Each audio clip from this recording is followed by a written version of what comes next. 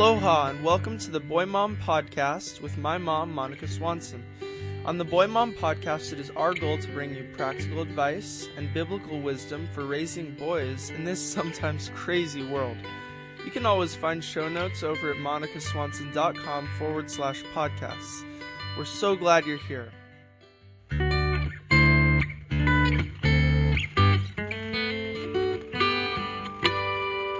I think we can all identify with that, whether or not it's something, as scary as cancer, or, it's something that maybe seems a little more minimal. We all, no matter what we're facing, it's what we face. We face it Absolutely. ourselves. Yes. So, hey friends, well, it was such a gift to bring Ruth Schwenk on to share some of her experience facing some big things in life and also walking through some of the smaller daily stuff that might cause all of us anxiety. And now here we are in the middle of a pandemic with so many unknowns for our future, for the school year ahead, for travel, for all the different things that we're looking ahead, and facing probably a bit of anxiety, all of us on some level, right? So Ruth is addressing that today, and she's really encouraging us to be faithful in the middle of the unknowns, to cling to God's word and to walk through things faithfully because, we never were in that much control anyway. But sometimes it maybe felt like we were, and now we're realizing how little control we have. So this is an episode that should bring you encouragement, and I think you're just going to really enjoy everything that Ruth is sharing. Of course, you'll find links to Ruth's books, her website, all that she's doing over in the show notes, and you can find them at monicaswanson.com/podcast. You can also look for episode number 57. I do want to thank our podcast sponsor today, which is WonderCrate, and I'll be sharing a little bit more about WonderCrate partway through the show. I'm also going to be pointing you to where you can enter to win the giveaway going on for just a few more days if you're catching this right away. So be sure to listen for that information, and I hope you'll check out WonderCrate. Finally, just one more thank you for all of the ratings and reviews I'm reading over in Apple Podcasts and wherever you might listen to this podcast. It means a lot to me when you take the time to just tap on 5 stars or leave a few words about what you love most about the Boy Mom Podcast, and it helps people all over the world discover this podcast as our community is growing. It is such a blessing, so I want to thank you for your part in that. Okay, without further ado, I'm going to let you listen in as Ruth Schwenk and I talk about anxiety in facing all the stuff of life and the faithfulness of God throughout it. I hope you enjoy. Hey, Ruth, welcome to the Boy Mom Podcast. thank you so much for having me. Really good to finally connect with you. I've been a fan of yours for quite a while, and I'm enjoying listening to your brand new podcast you do with your husband. So before I start on all of that, why don't you just start by sharing a little bit about you and your family with all the listeners? Oh, yeah, of course. I'm like, where do I start? Well, let's see. Yeah. Well, my husband and I have been married for over 20 years, and we have 4 kids. So our oldest is 17. He's almost 18.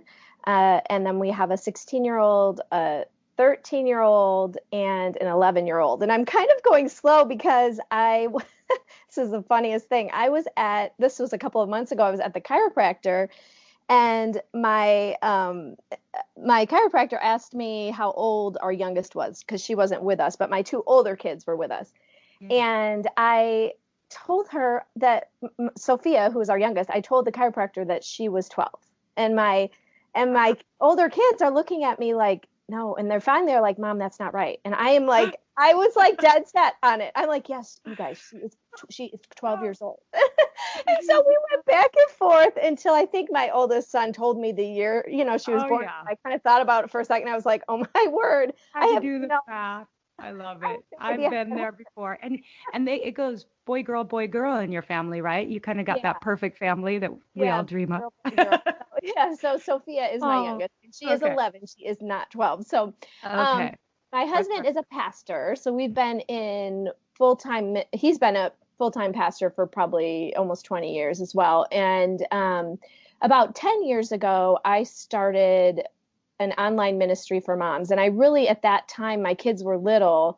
And I honestly, I felt alone. And I thought, oh my word, I can't be the only mom that feels like this. And so at that time, I was really praying through what mom ministry would look like. And, at some point, I just really felt like God was saying, here, this is something you can do online to reach moms all over the world. And so it's kind of always been a group effort. I have what's called a contributor website, or that's what I started with, was a contributor website called thebettermom.com.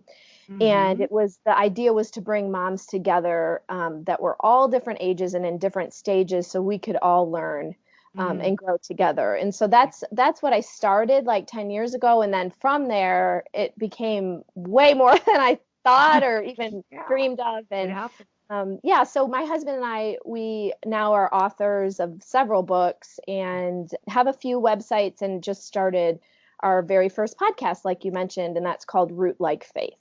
Yes, and you have the Better Mom Journal, Better Mom Prayer Journal. You've got quite a few resources, right?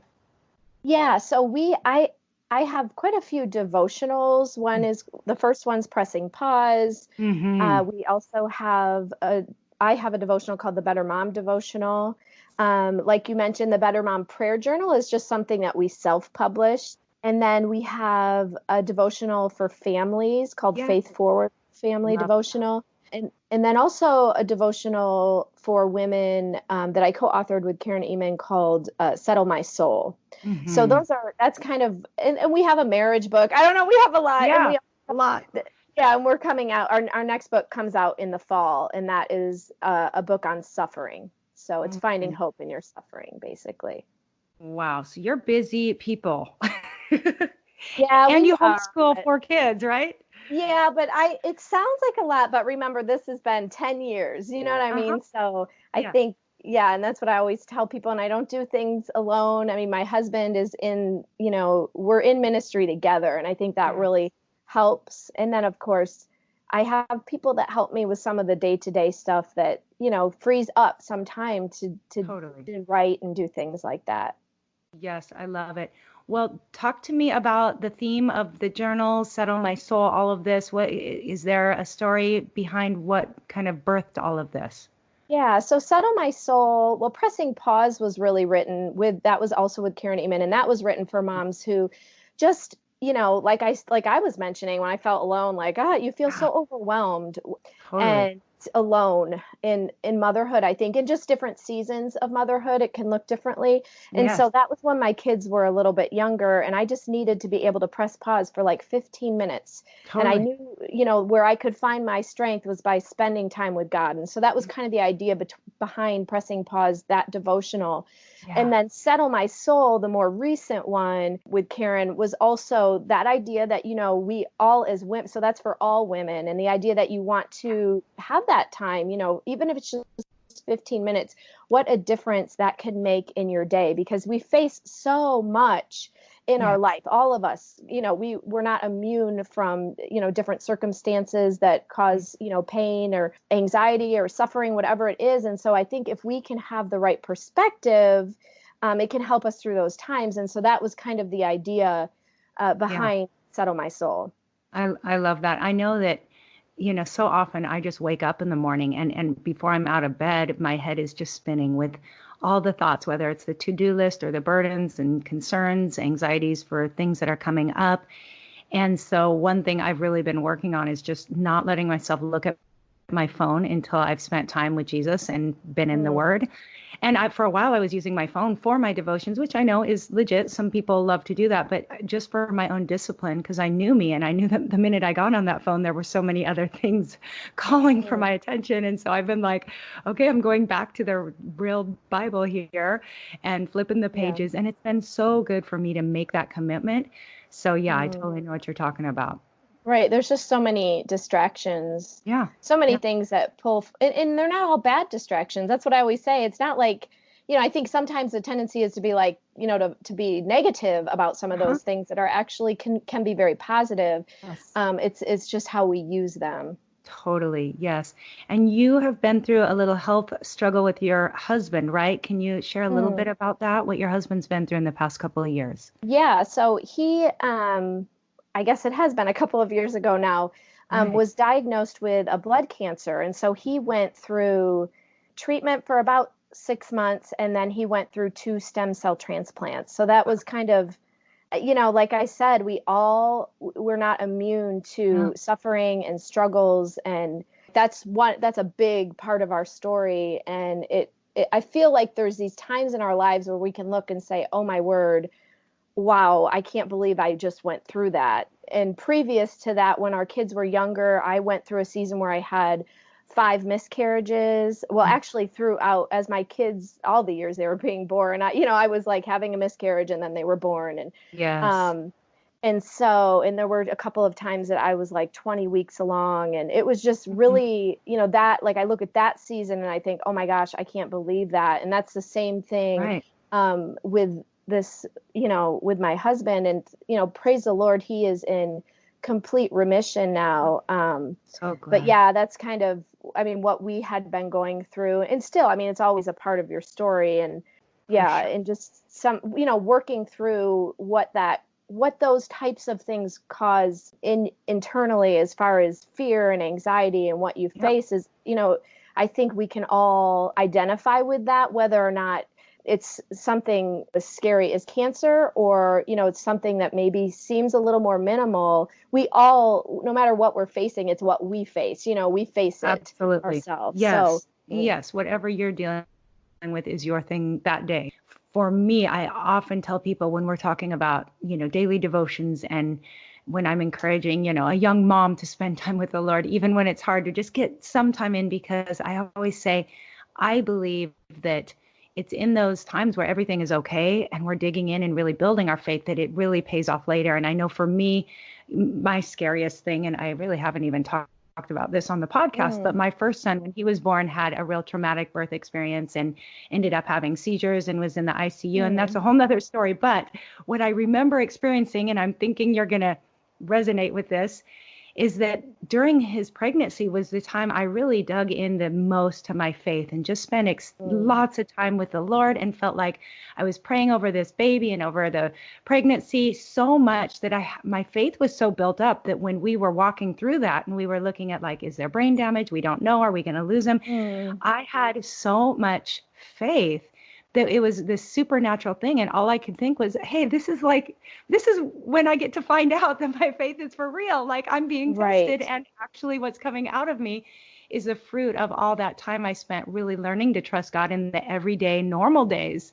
So as much as I don't wish a trial on anyone, I think the beauty of walking through them is you find out that, hey, God shows up and faith is real. And so I talk about this all the time, how, like, day after day, that just commitment to seeking the Lord and growing your relationship with him, it matters when all of a sudden you face something like that, because you've spent the time to build your faith, just like you said. It really, and that's the whole idea also behind, like, going, staying faithful, getting into the Word every day, like you said, or going through a devotional to get whatever it is, it does matter. And God is using that, and he'll use that down the road in ways that you probably, you might not even understand right now. Exactly. And I should say, when you're walking through it, you might still struggle. You might still have moments of doubt, but knowing that you've built up that faith, I think, is just so precious and so beautiful. When you look back, like you said, sometimes you have to look back and go, whoa, I got through that. So we're facing a time right now, and much of the reason I was excited to get you on this show is because we are, in this pandemic still, and it's going on and on. And I know it's starting to get better in some places and things are opening up, but I think what I'm hearing from a lot of moms right now is, as much as they're excited that maybe they can get out a little bit more, there's so many unknowns for the future. And for moms who really would like to put their kids back in school or go back to work or travel, so many unknowns in this next year. And some people think that the pandemic will come back in, full force next fall or winter.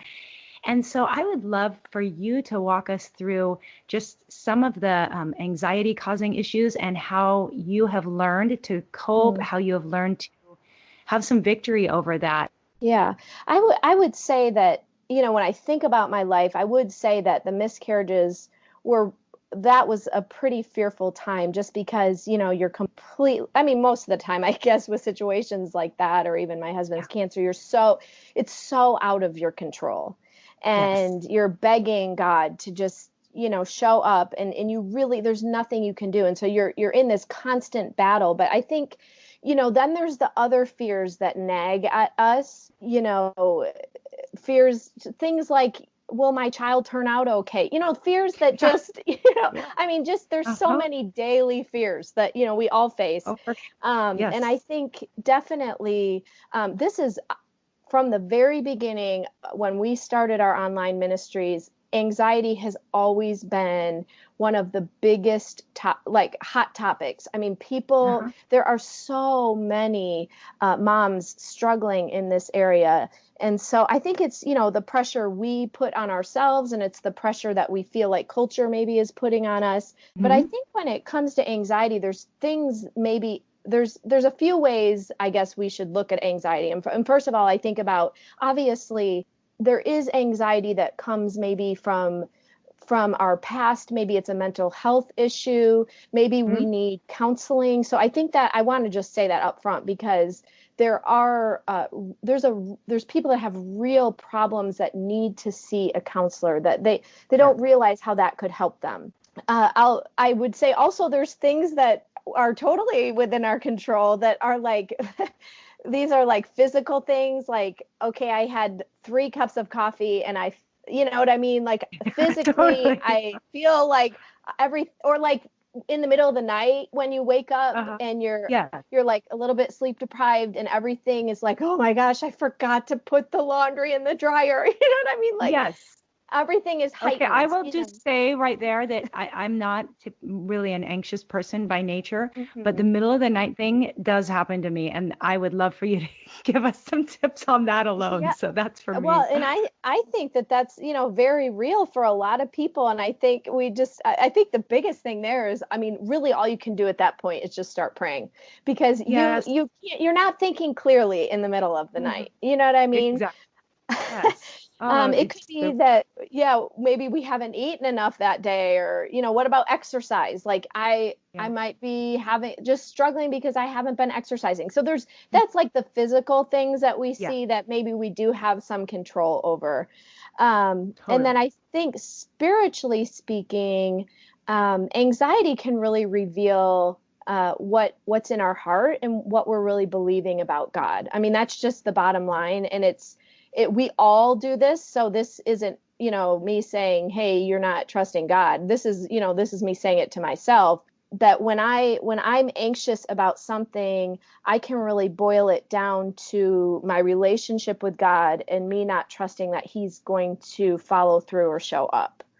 And so I think, spiritually, it's a heart issue a lot of times, and we have to just recognize it for what it is and ask God to help us. I mean, that's the bottom line there. So I think ultimately, just with anxiety in general, and I think something that, really helped me through the last couple of years was just, there's a verse in Psalms, and I can't remember the exact verse right now, but it is in Psalms, and it says, those who know your name trust in you, because you have never forsaken those whose heart is steadfast in you. And so what I love the first part of that says, those who know your name trust in you. And that goes back to what we were talking about earlier. And so I know God's name when I've taken the time to, like, I know who he is. I know that he's faithful. I know that he's just, I know that he's trustworthy, whatever it is. I know that about him. I know that he's loving. He loves me.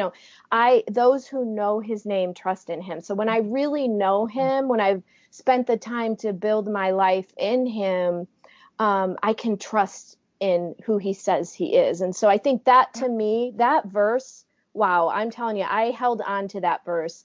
And we'll find it, put it in show notes for sure.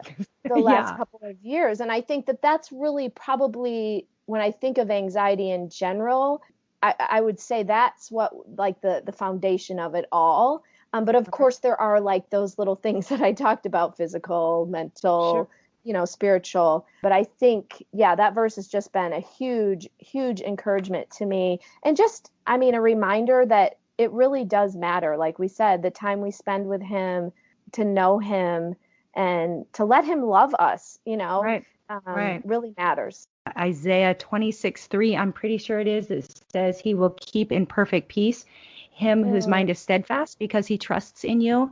And I know Yes. that that's a verse that I've held on to many times. But what I realize about this and just a topic I love to talk about in all areas of life, whether it's with my surfer son or my college son, but is just that we have such a gift in directing our thoughts. And I believe that's just something that oftentimes Christians get ripped off. It's almost like the New Age community has kind of taken that. But I'm like, no, actually, God has given us this great brain, and we get to decide, do we, in that moment of stress or anxiety, recall God's promises and just, cling to them? Do we recall his faithfulness in the past, all the answered prayers, or do we choose to dwell on the stress and the fears and the anxiety? So I love those verses. Yeah. Yeah.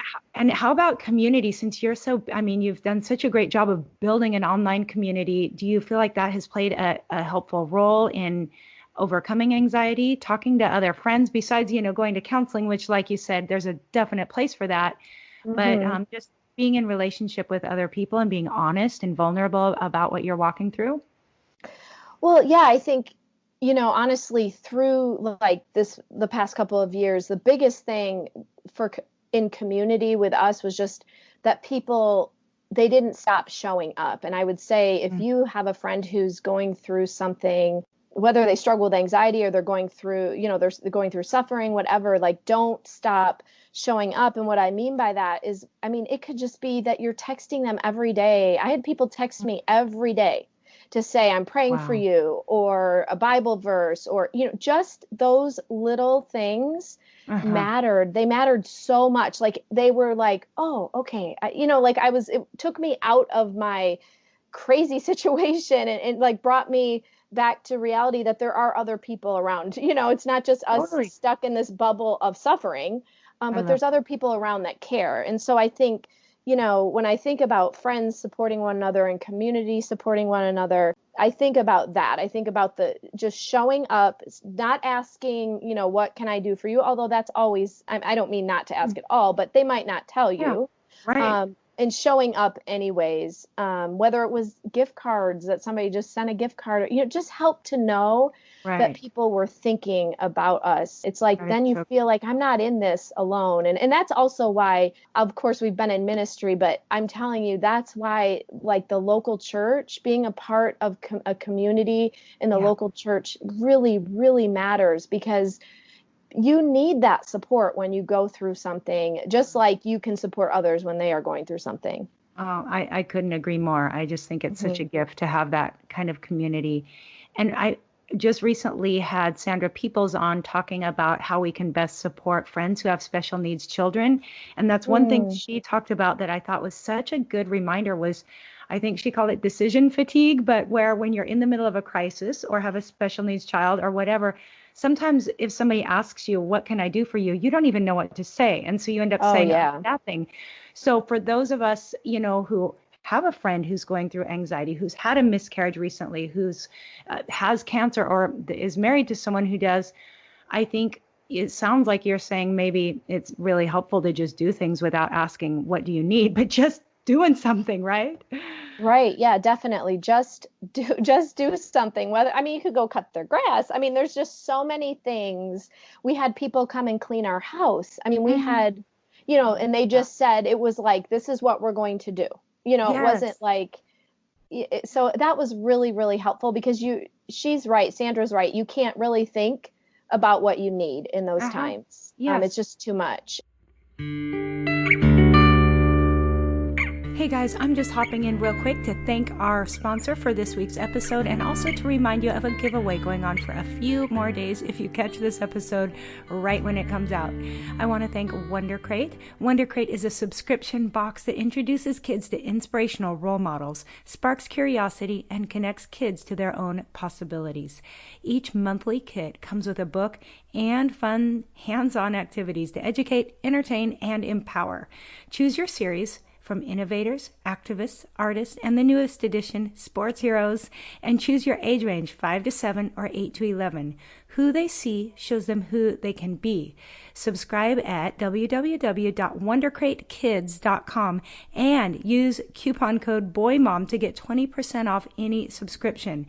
Now, Wonder Crate Kids is offering to give away a full month of the new Sports Heroes series through my Instagram account. So if you go over to @MonicaSwanson_, I will be sharing more in stories today, and I will link to the post where I first announced it last week, and you can enter to win a subscription box for your child. Should be a fun summer activity, so be sure to check it out, and I'll have more information in the show notes.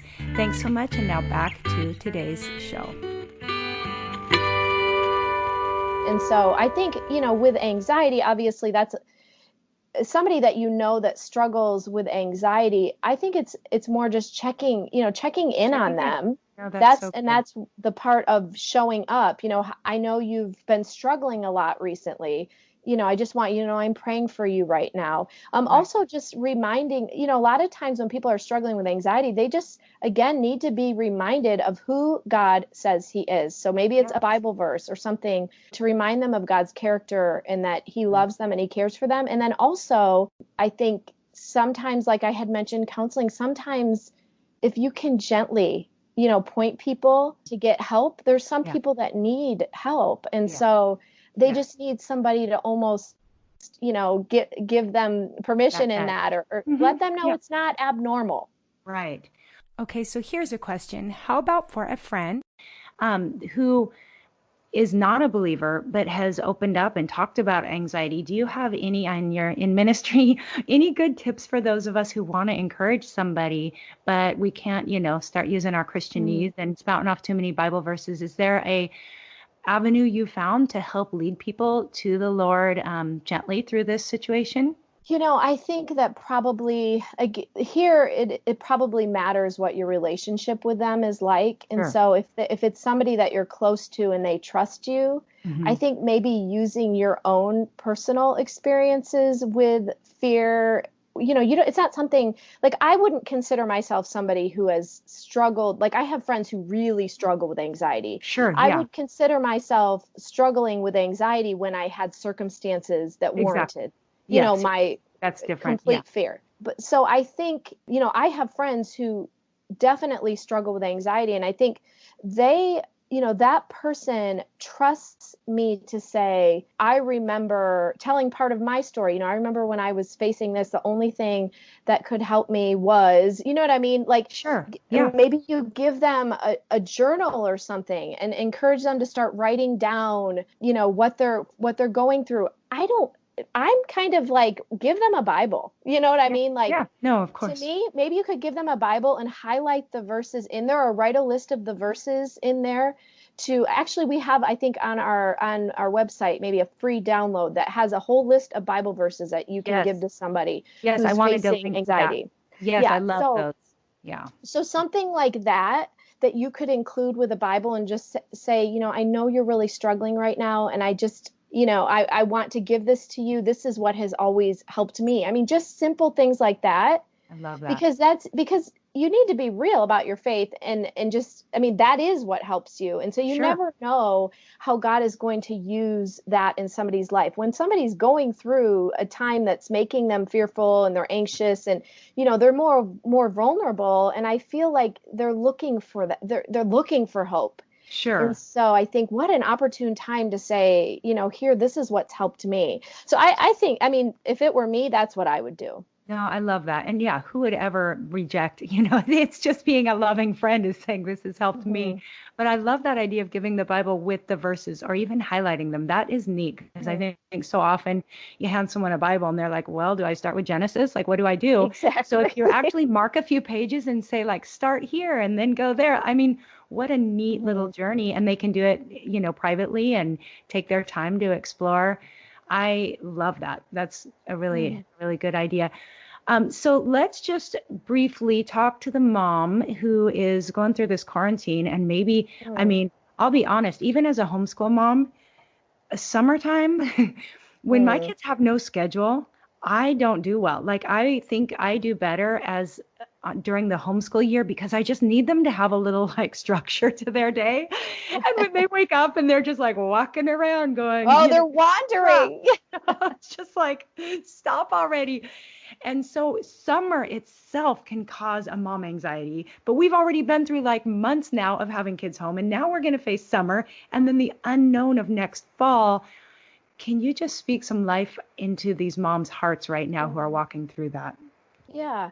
Well, I think, the biggest thing in this time and in any time that you're facing something unknown or something that can, bring anxiety on or fear, I think we have to look at ourselves first. So we have to root ourselves in Christ first because our kids are going to follow our example. Mm-hmm. And so I think about what, again, I know I keep bringing this up, but this is obviously the most recent over the last couple of years going through my husband's cancer battle. And that, they were watching to see how we would respond. And they respond to how we respond. And so I think that that's going to be for us moms who are in this time that feels unknown, if we're frantic about it, we're going to make our kids frantic about it.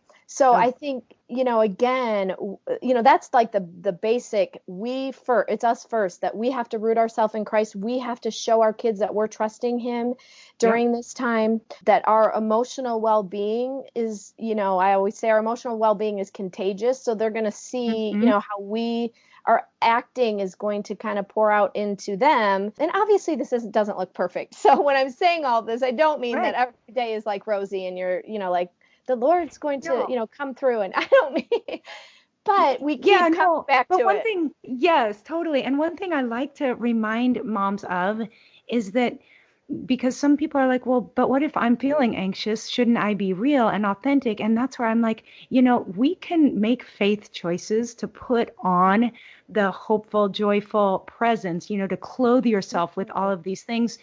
And oftentimes the feelings will follow. And so I don't think you or I would ever say, oh, be a phony to your kids. You can acknowledge that this is a challenging time, that sometimes you struggle, but then you tell them, when I struggle, this is what I do. I stop and pray. And I, maybe blast some worship music, maybe call a friend who will encourage me. But then you're putting on in faith the actions and attitudes that your kids will see. And so I think it's important to know that doesn't mean you're not being authentic. It just means you're walking in faith, right? Absolutely. And you're having, like you said, those honest conversations with them, because it's not like, oh, we're just going to ignore that this is happening. It's like, yes, this is happening. And wow, it can be scary at times when we don't know what's down the road, or if you're going to go back to school or whatever it is, but we can trust God in this because he's come through before. You know what I mean? It's having those conversations and just being very open about it. I think also another really healthy way as a family to approach a time like this is to lead your kids into like service or mission. Like, how can we reach others during this time? How can we show love? I mean, a few weeks ago, we just made some cookies, bags of little cookies and a little note and we dropped them off at a few houses. So, something like that is, it can be very simple, but I think it gives them, like a purpose. Like we can reach others during this time and be generous, because we're not the only ones, that maybe feel a little scared or anxious or, just in this unknown. Yeah. So that's definitely, and then I think, like you said, above all is just reminding them who we can trust in all of this. And just we keep pointing them to Jesus and having those honest conversations, no matter what you face in life. Obviously right now we're in the middle of the quarantine and COVID and all of that. No matter what, keep coming back to those conversations. Okay, kids, maybe it's been a few weeks. Let's talk tonight. I just want to remind everybody, this is what, is going on. And I know it can feel a little weird, and it's feels unknown, and maybe you're scared, or maybe you've noticed one of your kids is scared, and you can even point that out, or you maybe are feeling scared and you can say, I don't really know what's going to happen, but I do know that God is faithful and we can trust him. And so, I think just, again, pointing them to Jesus, and then of course praying through all of that.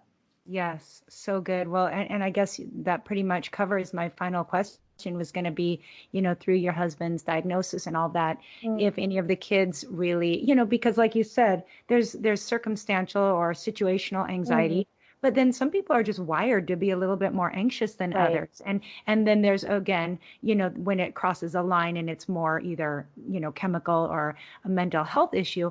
But for those kids that just have a more anxious nature, and you can tell that they're stressed out, maybe they're just missing their friends, or maybe they're stressed because their sports are being affected, especially as they get older. My son is so blessed to be able to keep surfing, but there's kids that can't really do their training if they're on a team sport. Is there anything that you would say to encourage the kids? Just keep leading them to the Lord. Anything else? Yeah. Well, I think one thing that I would say before that even is to really sympathize with them. So when there is something hard that they're facing, Sure. it's okay to say, I am so sorry that is really a bummer. It's awful. Whatever it is they're going, whatever it is that's Yeah. upsetting them, really letting them know that you're on their side. You get it. That's really, really hard. Sure. And then, transitioning into helping them, know, Uh, see that we can trust God even, when I things love like that. that happen. Yeah, because I tend to be the one that's more like, okay, brush it off. Let's find the positive. But I think it is Well, yeah. super important to go, you know what? That is hard. And if I were 9 and I couldn't see my best friend for weeks, like I get it, buddy. Really taking that moment to affirm their feelings. I'm glad you mentioned that. I had Uh, somebody actually tell me that years, Sally Clarkson, who is a friend of mine and has been a mentor of mine for a long time. There was one time she asked me, she said, Ruth, is there one of your kids that you're struggling to, that you just feel like you're maybe on different pages a little bit? And mhm. I said, yes. And I told her who, and she said, well, she just needs you to sympathize with her. And I was like, cause I'm definitely more black and white. I'm like Yep. this, this, this, and this. And I'm telling you that changed Good old everything Sally. for our Sally always relationship. knows. Because I was just like, oh, Yep. okay, well, she just Mhm. wanted to be heard and Yeah. understood first. And Yeah. so I think that really applies, when any of our kids are struggling, Sure. just to really, I mean, that's what we all want, right? We don't want to, we Totally. want somebody to, oh, get over it, or something. Yeah. We want them to understand where we're coming from. So I think that's a really good way to enter a conversation too. Yes, and I think it breaks down the walls and makes them more Mhm. open to hearing whatever your advice or what you're going to speak into them next if they feel like first you've understood them. Oh, this is Yeah. such good stuff. And I know that you have so many helpful resources that we're going to point everyone to if anyone is feeling anxious or needing the peace in this season, needing a little bit more Jesus. We're going to point them to all of your awesome resources. So I love this conversation. I think it's just important for people to be real and say, okay, how am I feeling today? And Mhm. maybe I'm not feeling okay. And can we talk about it? And I think we need to talk to our spouses and our friends, get on a FaceTime with a friend. That's one thing I keep reminding people. Just because we've had some social distancing, I don't want people isolating themselves, especially emotionally. So we need to keep connecting. We need our community for sure. Yeah. Okay. Well, before I let you go, can I ask you a couple boy mom questions? Sure. I have You two got boys. two. Yep.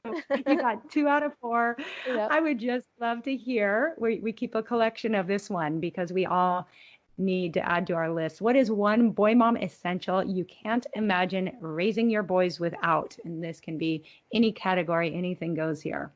Yeah. I think for me, the first thing that comes to mind are books that point them to Jesus and who they are as boys. Mm, So from when they're little, was like there's a devotional for kids called Goodnight Warrior. I've never even, Yeah, how have it's I missed that? I don't it's Do bedtime it. Bible stories, devotions and prayers. It's by Sheila Writing Walsh. it down. By who? So Sorry. that Sheila Walsh. Oh, So okay. that was, something like that. Then there was another book that I had my boys read once they could read called The Gold Thread and Other Stories of Young Faith. Okay. And We'll put all actually, these in the show notes. The yeah, gold. that might be published by Whole Heart Ministries, which is the Clarksons Oh ministry. yeah. And then lastly, I know maybe I wasn't supposed to say all these No, books, but please I keep felt like going. I love to link these to are good good for different books. ages. That's why. Then there's I don't know if you've ever heard of the Light Keepers series, Yes. but okay, so it's like 10 boys who didn't give in, 10 boys who used their talents, 10 boys who made history, 10 boys who changed the world. So that was another thing, that I had my boys read these books. I just think, if we can just funnel that passion and energy into purpose, I feel like that is one thing I would not do without. Oh, I love that so much. And I couldn't agree more. I've often said that I want my boys to read these stories of character-rich people from history, Mhm. from the Bible. And I think that my honest reason, and this goes so well with what we've been talking about today, is I'm like, my boys have a pretty good and easy life, really. But if ever that day came where they faced tragedy, if Mhm. something awful happened, I want them to draw from their memory of these people who have faced really hard things and come out of it because of strength, in God. Their character was so strong that they could overcome things probably much harder than what my boys will ever face. Yes. So yeah, I feel like Yes. it's kind of this storehouse that they can tuck away, Yeah, and it gives definitely. me security. So Definitely. okay, so love that answer. Books are great, and we'll list those in the show notes. So how about the second question? Was there a time that your boys did, said, or dragged something in that just made you think, I'm raising boys, I'm a boy mom? Well, actually, this was just a couple weeks ago. And okay, so I have a boy who is almost 18, so he's graduating. He's Yeah. graduated from high school now. Oh, And then I have a boy who is 13. And so I don't know, we don't watch boxing. I'm not like, but it's yeah. just recently they've gotten into boxing and they wanted each other, boxing each Yeah, other. yeah, And yeah. so The of course quarantine I'm will do used to the that to you. wrestling and all that, but some point it switched to boxing, and so they Boxing. and they Oh wanted dear. me to watch them box each other. That is not an easy, and I'm No. so bad. I'm like, no, oh wait, somebody's gonna get Yes. hurt. Like Oh, it's not good. So that would probably be the thing that oh, I was that's like, only boys would be sitting. I shouldn't say right. that. There could be, but No. really, of course they're doing this. Like Yes, this doesn't yes, even look without fun. anything triggering it. Yeah, it's just in their DNA. Right. That's just how they're wired. Oh, I Yeah. love that. Okay, and then to close us off, is there a piece of wisdom that if you could speak to a younger Ruth with just the baby in her arms, you had a son first, is there anything you would say to yourself from what you've learned over these years? Yeah, I would just simply say that my child doesn't have to get everything right, and neither Mhm. do I. Yep. Wow. I think we could all hold on to that one. Yeah, that's Grace. definitely, yes, absolutely. Because I I spent love it. many younger years thinking that I had to, they had to get it right, and so did I. Mm. Oh, that is so good. I hope that somebody out there needs that and listens and takes it to heart. Well, thank you so much. I've been encouraged, and I think a lot of other people have too. Before we let you go, can you just tell people if they want to hop on and find you right now, where they can find you online? Yeah, they can find me. Mostly I'm on Instagram, which is at Mhm. Ruth Schwenk. Yes. And then there, we also have, like you mentioned, a podcast called Root Like Faith, and that's my husband and I. So if you just either of those two places, you'll be able to find all the other information about us. That's right. And we'll link to your home base website, your Mhm. books, journal, devotional, all that in our show notes. Well, Ruth, thank you so much for taking time to be with us today. Thank you so much for having me. This was a great conversation. Yes, and I'll look forward to staying in touch, and hopefully we can have you back on to talk about more great topics. So thank you. Thank you. Okay, friends, I hope you have been encouraged, and I sure appreciate it if you share this episode or any of your favorites with your friends. I hope that you have a wonderful rest of your week. We've got a few exciting episodes coming up ahead that I don't think you're going to want to miss. So stay tuned. If you haven't become a subscriber yet, I invite you over to my website at monicaswanson.com/subscribe so that you'll get notifications when I share something new and exciting, which may be happening very soon. Hint, hint. Okay, you take care of yourself, and until next time, aloha.